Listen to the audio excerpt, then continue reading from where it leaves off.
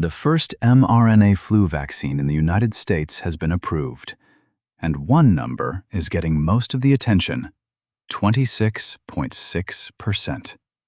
That sounds like the new shot prevents 26% more flu in everyone who gets it. That is not what the number means.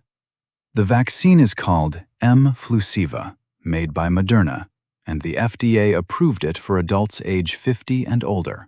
For people 50 through 64, the approval is based on a large Phase 3 trial involving more than 40,000 adults. Half received the new mRNA vaccine. The other half received a standard dose flu vaccine. During the study, about 2% of people in the mRNA group developed laboratory-confirmed flu that met the trial definition. In the standard vaccine group, it was about 2.8%. From that difference, researchers calculated 26.6% relative vaccine efficacy. So the claim is not that 26% of everyone was saved from flu. It means the mRNA vaccine reduced the risk relative to the standard flu shot used in the trial. That distinction matters.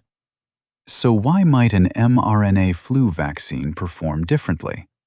Traditional flu vaccines are often made by growing influenza viruses in eggs, then turning those viruses into vaccine material. That process works, but it takes time.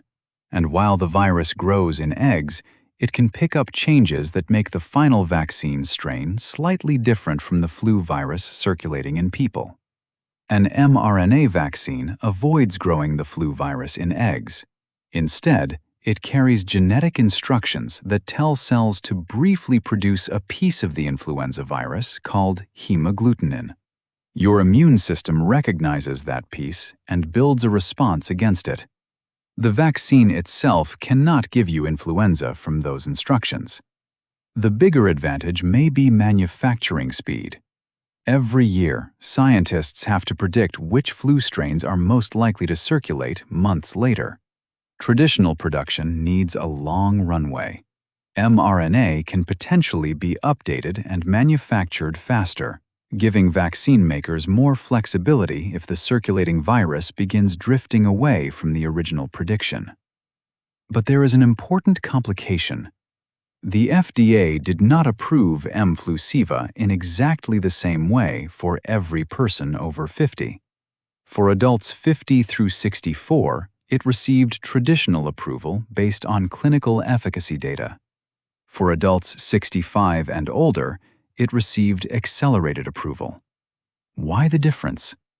Older adults are already advised to receive certain enhanced flu vaccines, such as high-dose or other specially designed options.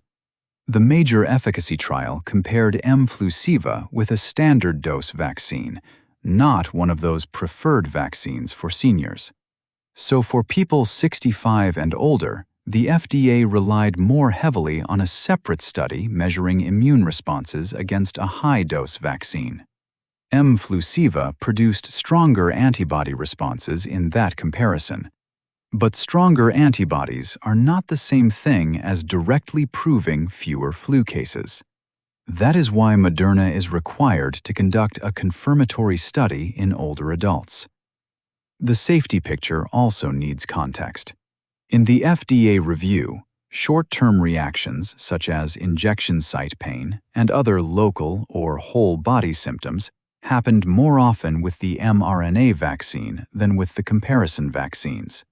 Most were mild to moderate and lasted around 2 days. The FDA concluded that the available evidence supported a favorable benefit-risk balance, while also requiring continued safety monitoring and additional studies. So is the first mRNA flu shot better? For adults 50 through 64, one large trial showed it performed better than the standard dose flu vaccine used as the comparison. That is real evidence. But it does not prove that it will outperform every flu vaccine in every age group during every future flu season. Flu changes constantly.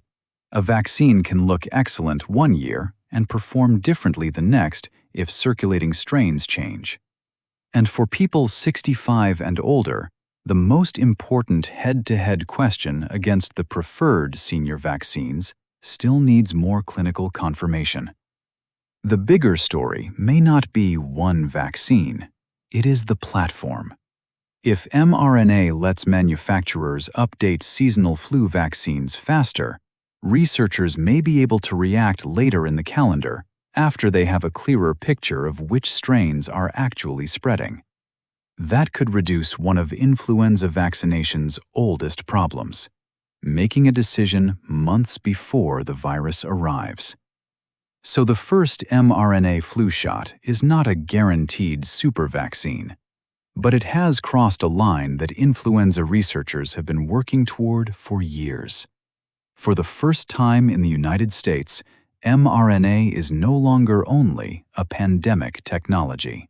It is officially part of the annual fight against flu.